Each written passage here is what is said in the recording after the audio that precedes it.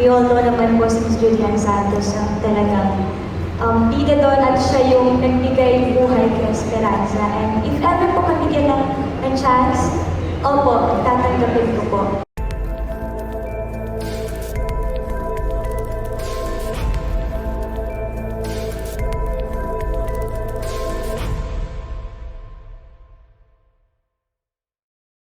Does it feel na marami sa cast, reunited kayo from Dirty and di ba?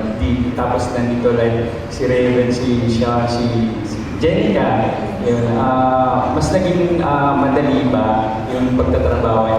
How comfortable is it? Yung bonding niyo? Opo, kasi pamilyar po kami sa bawat isa and makasama po namin ng ilang buwan din po sa Dirty.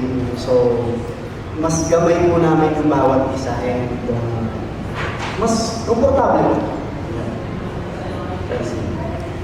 Actually, same lang po lang sinabi ni Seth. And I think isa po yung sa mga naging dahilan kaya mas naging smooth din po yung paggawa namin dito sa Fractured. Kasi hindi lang po kami masyadong naiilang din kasi nakasama na nga po namin yung isa't isa for a very long time then while doing 30 So it's really nice lang din po to have them by our side while doing Fractured.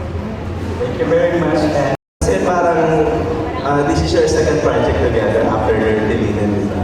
And parang medyo mas mature ba yung role nyo dito compare sa una? And ano pa yung mga...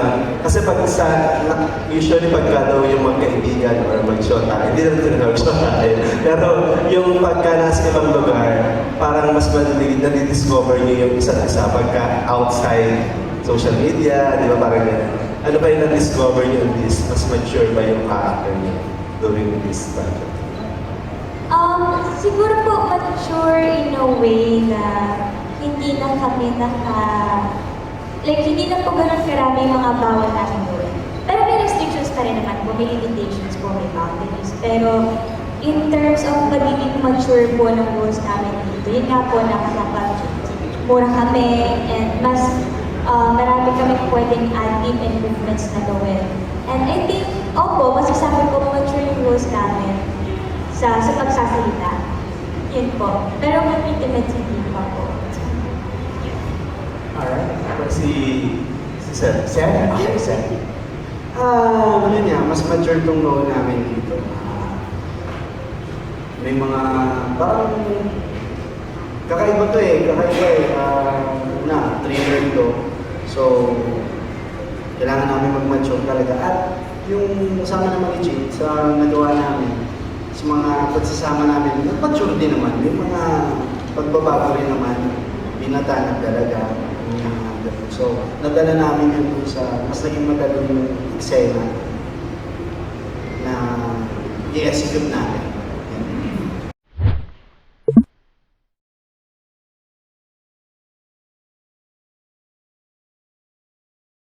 Actually, sobrang open naman po ako. I mean, ibang level po ang Esperanza. We all know naman po si Ms. Julian Santos ang talagang bida doon at siya yung nagbigay buhay kay Esperanza. And if ever po mabigyan ng chance, tatanggapin ko po. Kasi ang lawak ng catalog ng ABS, ang titles, yun mga ako sa'yo was really already mula sa puso was. Oo, di ba? Parang Esperanza na lang hinihintay. There was a certain twist ko kasi ikaw hinihintay talaga. And ako personally talaga, ever since 2021, I was telling everyone na ikaw yung nakikita namin. Personally, nakikita ko Esperanza. So, thank you po. Thank you so much. thank you, Ms. Grace. Yung MJ yun, di ba? Yung with Bianca. Miss Bianca Magal, sa pag-usapan nyo sa Kumu, I think. Siguro nga, hindi ko na maalala, Miss Friends. Yun, thank you. And yung kay Seth na lang, bilang friend Seth kami, so ikaw pa rin ba makakasama ng friends mo sa journey na to? Thank you.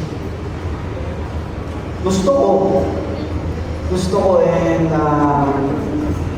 ngayon, yung malapit na rin namin simulan, hopefully yung next na magagawin ni Francine. Yan po, pagdasal natin. At gusto ko pa rin kasi Francine. Is that for TV or for a movie or for, I don't know, I'm just asking randomly. Thank you Sige guys, sige. So, Kuya MJ, thank you. Basta ano po to, yung susunod namin ni Francine, abangan niyo po talaga, special to.